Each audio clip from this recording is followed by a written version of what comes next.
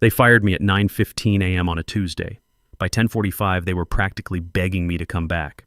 Look, I'm Bill Patterson, 52 years old, and I thought I'd seen everything in my 19 years as chief financial officer at Lawson Energy. But nothing prepared me for walking into that conference room thinking it was going to be the biggest day of my career, only to get kicked out before the show even started. So there I was, Tuesday morning, walking into what should have been our moment of glory.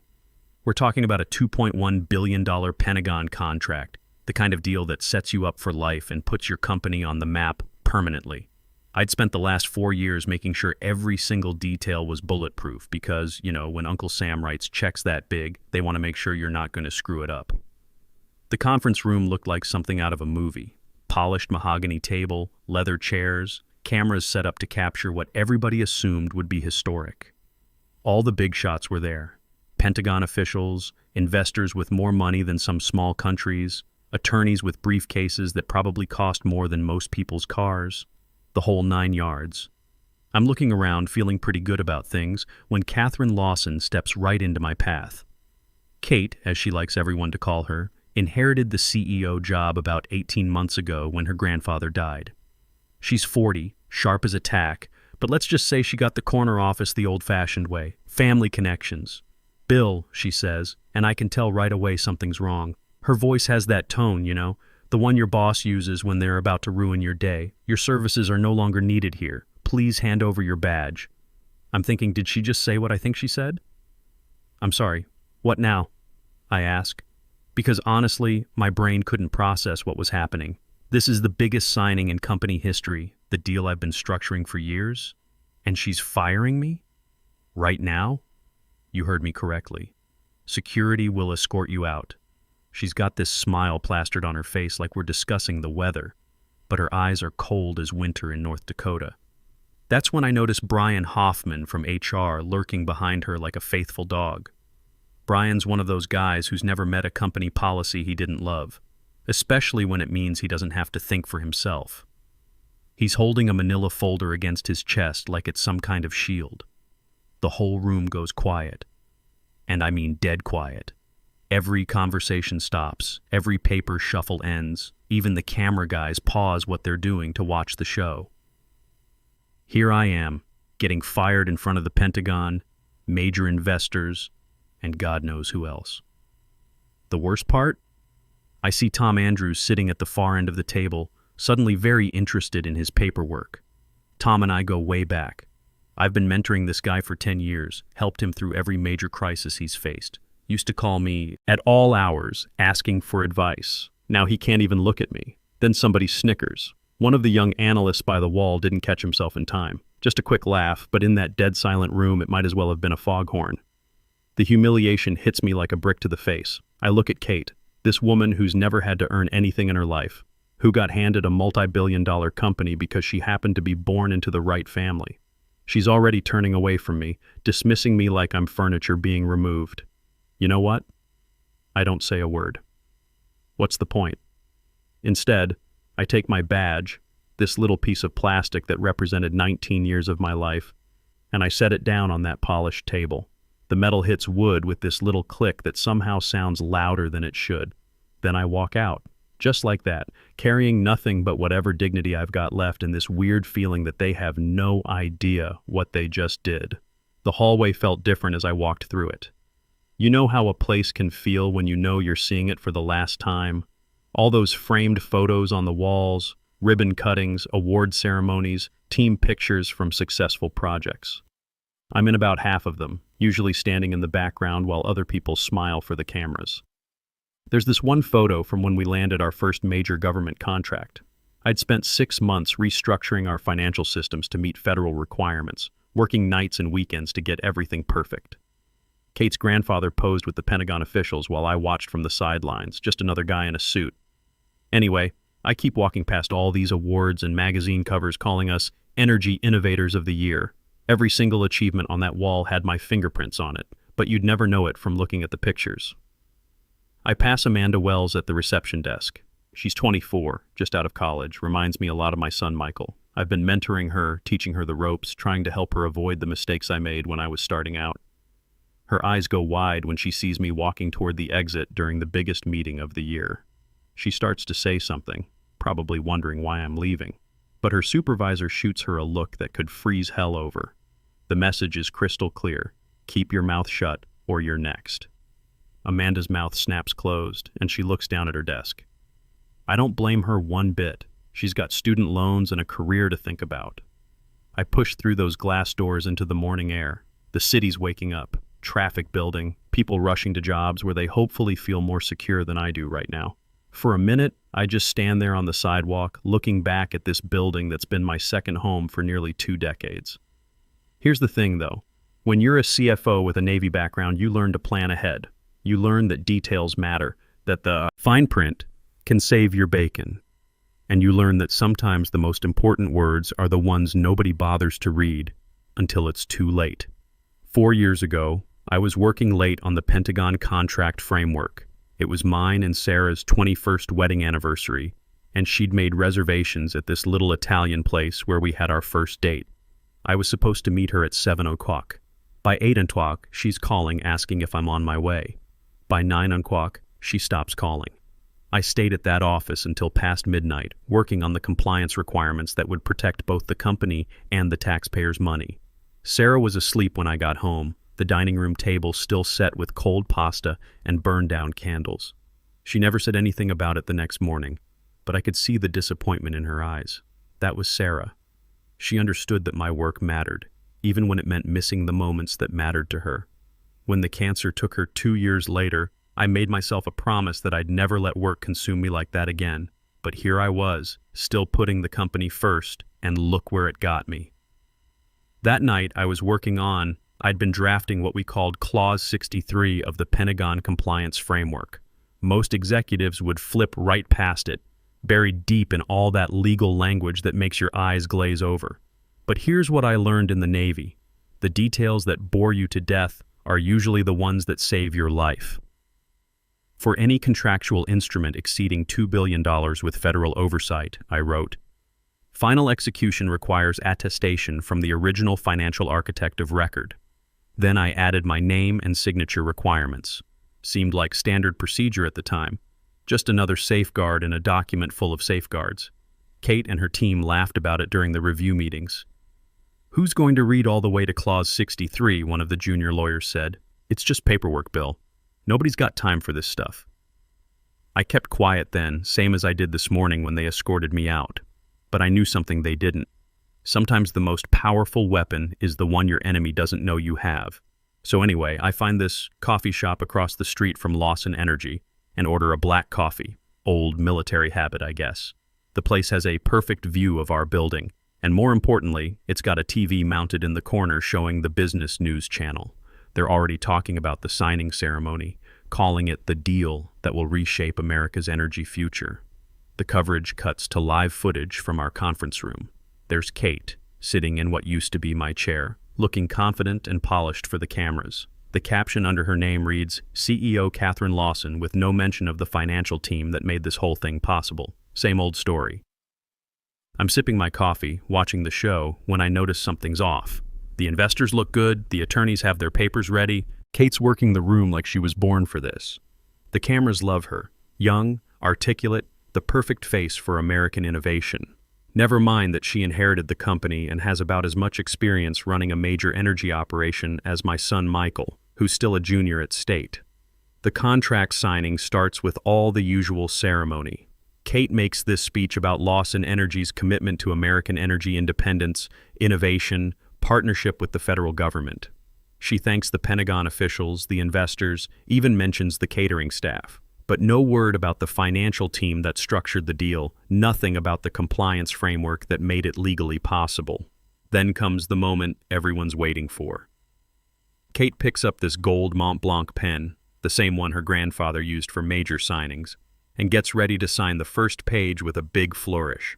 The cameras are clicking away, capturing every angle of what's supposed to be her crowning moment.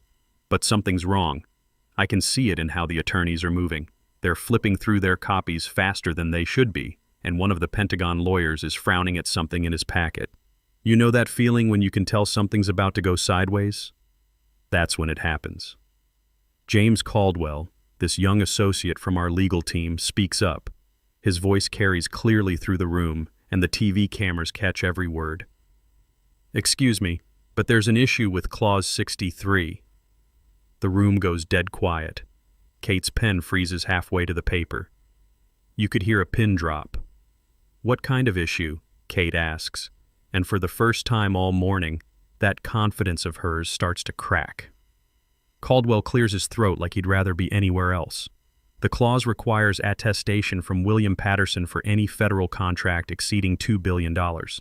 Without his signature, the contract isn't legally binding.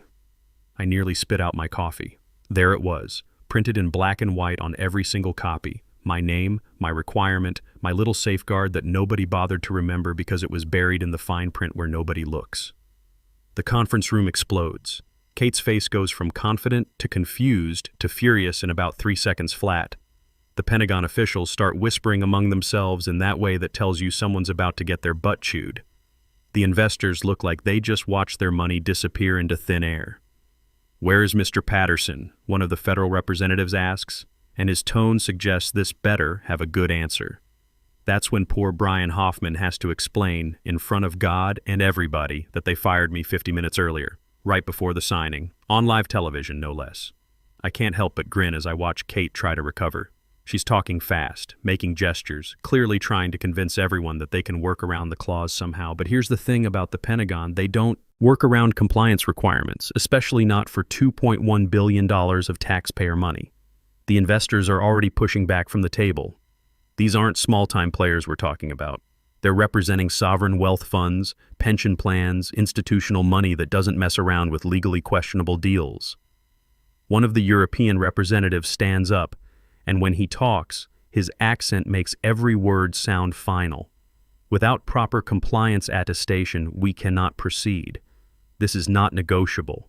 Kate looks around the room like she's drowning, probably realizing for the first time that she just torpedoed the biggest deal in company history.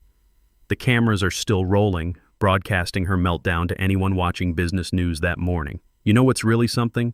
Watching someone discover that all those details they ignored actually matter.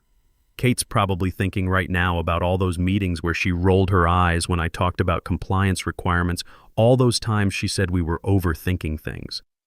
That's when someone, I think it was Brian, suggests they find me and bring me back. Kate's assistant runs out of the room like her hair's on fire, then comes back a few minutes later shaking her head. "Security reports that I've left the building. My badge is deactivated. I'm gone." I finish my coffee and watch Kate try to salvage the situation for another 20 minutes before the Pentagon officials call a recess. The investors file out looking like someone just told them their retirement funds evaporated. The cameras capture it all. The complete collapse of what should have been a triumphant moment.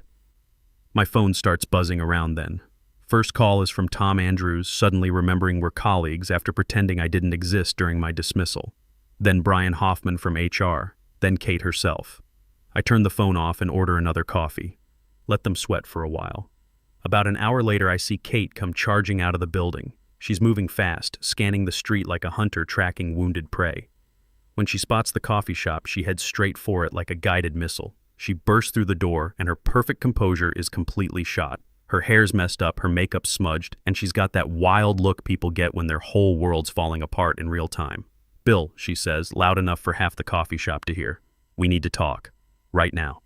I look up from my newspaper like I'm surprised to see her. "Kate, how'd the signing go?" Her face turns red. "You know exactly how it went. We need you to come back and sign that contract. Sorry, I'm not an employee anymore. Remember? You fired me about an hour and a half ago. That was a mistake, a misunderstanding. We can fix this." I fold my newspaper and really look at her. This woman who inherited everything, who never had to earn respect or prove herself, is now begging me to save her deal. A misunderstanding? You fired me in front of the entire room, Kate. In front of the cameras, the Pentagon, everybody.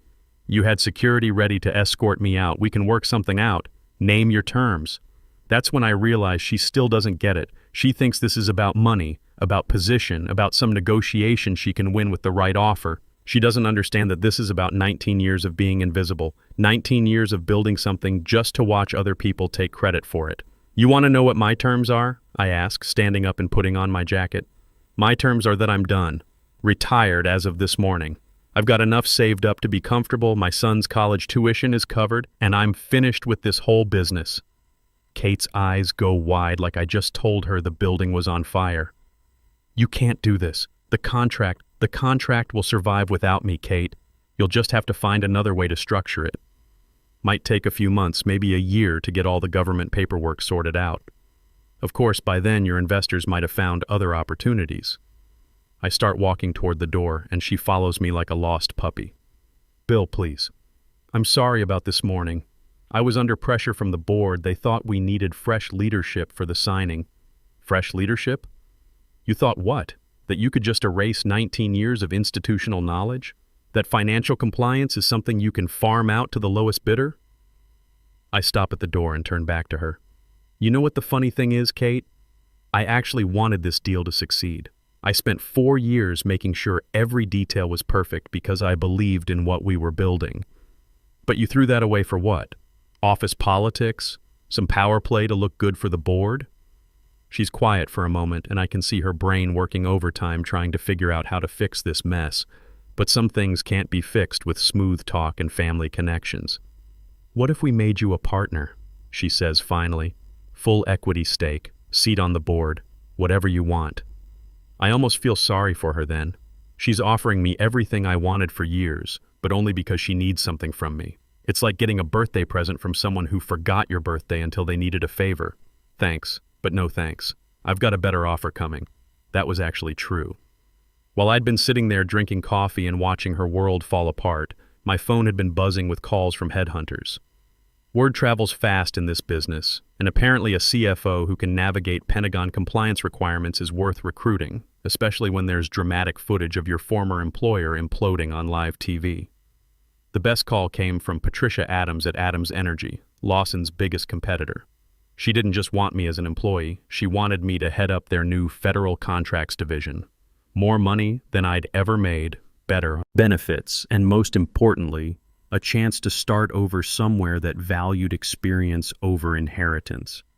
I left Kate standing in that coffee shop and walked away. For the first time in 19 years, I wasn't rushing to solve someone else's crisis. I wasn't staying late to fix a problem that other people created. I was just walking down the street, unemployed and surprisingly okay with it. The news broke online before I even got home. Lawson Energy deal collapses over compliance issue. CEO fires key financial officer hours before $2.1 billion signing. The headlines practically wrote themselves. By evening, the story had legs. Business reporters were digging into the background, trying to understand how a major corporation could make such a basic mistake. They found my Navy service record, my 19 years at Lawson, the projects I'd led that nobody knew about. Suddenly, I wasn't invisible anymore. The phone rang all evening, reporters wanting interviews, headhunters with job offers, even a few old Navy buddies who'd seen the news and wanted to catch up. Michael called from college, laughing about seeing his dad's name trending on business Twitter. Dad, they're calling you a compliance genius on CNBC. Mom would have gotten such a kick out of this. That hit me harder than anything else that day. Sarah always knew I was good at what I did, even when nobody else seemed to notice. She understood why the details mattered, why I stayed late to get things right. She would have loved watching Kate panic on live television, probably would have made popcorn for the show. I spent that evening reading through the Adams Energy offer and thinking about what came next. For 19 years, I'd defined myself by my work at Lawson Energy. I'd poured everything into building something that someone else could take credit for. Now I had a chance to build something new, somewhere that people understood what experience was worth. The next morning brought more news, and none of it was good for Lawson. Their stock dropped 8% overnight. Not catastrophic, but enough to get the board's attention. The Pentagon formally suspended contract negotiations pending resolution of the compliance issues. 3 major investors pulled out of the deal entirely. Kate held a press conference trying to control the damage, but you could tell she was in over her head. She announced that they were reviewing personnel decisions and committed to resolving all outstanding issues, but everyone watching could see she was drowning. Meanwhile, I'm sitting in Adams Energy's headquarters, signing my own contract. It felt different this time, like I was finally being valued for what I brought to the table instead of just being another employee in a suit. Patricia Adams was about my age and had built her company from scratch. She understood what experience was worth, what it meant to have someone who actually knew how things worked. "We've been watching your work for years," she told me. "What Lawson did yesterday was the best recruiting advertisement we could have asked for. Half our board saw that footage and said we needed to hire you immediately. The Adams deal moved fast because they knew what they were doing. No family drama, no inherited positions, just professionals who understood that compliance isn't optional when you're dealing with government contracts." Within a week, I was setting up my new office and reviewing their existing federal project portfolio. You know what's interesting? Once I started working with competent people again, I remembered why I'd loved this job in the first place. It wasn't about the politics or the credit. It was about building something that worked, creating systems that protected everyone involved, making sure the details were right so the big picture could succeed. Adams had been trying to break into the federal energy market for years, but they'd always stumbled on the compliance requirements. Too many companies treat government paperwork like a necessary evil instead of understanding that it's actually protection. For them, for the taxpayers, for everyone. I spent my first month there reviewing their processes and fixing the gaps. Nothing dramatic, just the kind of detailed work that makes the difference between winning contracts and watching them go to competitors. The same work I'd been doing at Lawson, except now people actually listened when I explained why things mattered. 3 months later, Adams Energy landed a $1.8 billion Department of Energy contract. Not as big as the deal Kate had fumbled, but substantial enough to put us on the map. More importantly, we did it right. Every signature in place, every requirement met, every safeguard properly implemented. The contract signing was different too. Professional, efficient, no unnecessary drama. Patricia Adams made sure to acknowledge the entire team, including the compliance work that made it possible. When the cameras rolled, she specifically mentioned the financial safeguards that protected both the company and the taxpayers. It felt good to be recognized, but you know what felt better? Watching the deal close smoothly because we'd done the preparation work properly. No last-minute surprises, no panicked phone calls, no executives scrambling to fix problems they'd created by ignoring details. Meanwhile, Lawson Energy was having what you might call a rough time. It took them 11 months to finally get their Pentagon deal signed, and by then they'd lost most of their original investors. Kate managed to keep her job, but word around the industry was that the board had her on a pretty short leash. Turns out, inherited authority only goes so far when you don't know how to use it. The best part? They had to hire 3 different consulting firms to rebuild their compliance framework from scratch. Cost them more than my entire annual salary, and it still wasn't as good as what I'd built over 19 years. Sometimes experience can't be bought no matter how much money you throw at the problem. Tom Andrews reached out to me about 6 months after everything went down. He wanted to apologize for not speaking up when Kate fired me, said he'd been kicking himself ever since. I appreciated the call, but honestly, I understood why he'd stayed quiet. Corporate survival instincts are real, and he had a family to feed. I should have said something, he told me. Everyone in that room knew what you'd built, what you meant to the company. But we all just sat there. Look, Tom, I get it. Kate was the boss. She'd just made it clear what happened to people who crossed her. You were protecting yourself. Still doesn't make it right. He wasn't wrong, but holding grudges is exhausting. Besides, my life had turned out pretty well without Lawson Energy. Sometimes the best revenge is just living better than the people who tried to bring you down. The funny thing about that whole experience is how it changed my perspective on loyalty. For 19 years I'd been loyal to Lawson Energy because I thought it was the right thing to do. I'd missed anniversaries, worked weekends, sacrificed time with Sarah because I believed the company would take care of me in return. But loyalty has to go both ways. You can't give everything to an organization that sees you as expendable. Kate taught me that lesson the hard way, but it was a lesson worth learning. Michael graduated from state last spring and took a job with a smaller energy company in Texas. He asked me once if I regretted spending all those years at Lawson, missing dinners and family time to build something for people who didn't appreciate it. I told him the truth. I regretted missing time with his mother, but I didn't regret the work itself. Everything I learned there, every system I built, every safeguard I created, it all led to where I am now. Sometimes you have to lose everything to realize what you're actually worth.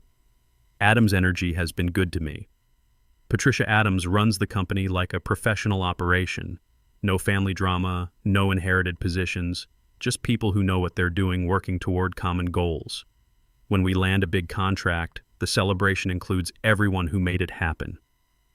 When we face problems, we solve them as a team instead of looking for someone to blame. Last month, we closed another major federal contract, this one worth $2.3 billion over 5 years. The Pentagon officials specifically requested me for the compliance review, said they appreciated working with someone who understood their requirements. That felt pretty good, knowing that my reputation had survived the Lawson mess and even gotten stronger. The signing ceremony was professional and efficient. No drama, no last-minute surprises, no executives getting fired in front of cameras. Just competent people doing their jobs properly. Patricia made sure to acknowledge the entire team, including the boring compliance work that nobody wants to think about until something goes wrong. You know what I've learned from all this? Sometimes the best revenge isn't what you do to someone, it's what you do for yourself. Kate fired me thinking she was removing an obstacle to her success. Instead, she gave me the push I needed to go somewhere that actually valued what I could do. These days, when young financial officers ask me for advice, I tell them 3 things. First, always read the fine print because that's where the real work lives. Second, never underestimate the power of being the person who actually knows how things work. Titles and connections can get you in the door, but competence is what keeps you there. And third, loyalty is important, but it has to be earned and reciprocated. I also tell them about Clause 63. Not because I planned it as some kind of revenge weapon. I didn't. I wrote it because it was the right thing to do, because proper safeguards protect everyone involved. The fact that it ended up protecting me was just good planning meeting opportunity. The clause is still there, by the way, buried on page 63 of Lawson Energy's standard federal contract template requiring the signature of someone who no longer works there. They could change it, rewrite their whole compliance framework, but that would mean admitting they made a mistake. Kate's too proud for that, and the board's too invested in the idea that she knows what she's doing. So every time Lawson goes after a major federal contract, they have to work around the hole I left behind. It's not malicious. It's just reality. When you build systems properly, they don't disappear just because you do. I still drive past the Lawson Energy building sometimes when I'm in that part of town. It looks the same from the outside. Glass and steel reaching toward the sky, trying to impress people with its size and shine. But I know what's inside now. A company that values appearance over substance. Connections over competence. Adams Energy's headquarters is smaller, less flashy, but it feels more solid somehow. When I walk through those halls, I see my work reflected in how things operate. The compliance systems I've built, the safeguards I've implemented, the processes that ensure we do things right the first time. It's not glamorous work, but it matters. Sarah would have been proud, I think. Not of the drama or the public vindication, but of the choice to start over somewhere better. She always said I was too loyal for my own good, that I should stand up for myself more. It took losing her and then losing Lawson to finally learn that lesson. The contract that started this whole mess? Lawson eventually got it signed, but it took them almost a year and cost them millions in delays and renegotiations. The Pentagon wasn't happy about the complications, and word is they're not eager to work with Lawson again anytime soon. Meanwhile, Adams Energy has become the Pentagon's preferred partner for major energy contracts. We deliver on time, stay within budget, and handle the compliance requirements without drama. Turns out that's exactly what government officials want. Competence over flash, substance over style. Sometimes people ask me if I miss the old days, if I ever think about going back to Lawson. The answer is no, not for a second. I've got a better job, better colleagues, and better prospects than I ever had there.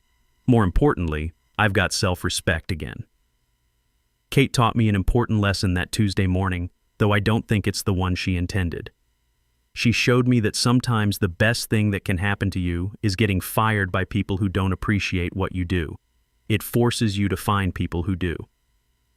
The clause on page 63 wasn't really about stopping a deal or getting revenge. It was about doing the job right, building proper safeguards, making sure the details were covered even when nobody else wanted to think about them. The fact that it ended up changing my life was just the universe's way of rewarding good work. And honestly, that's the best kind of revenge there is.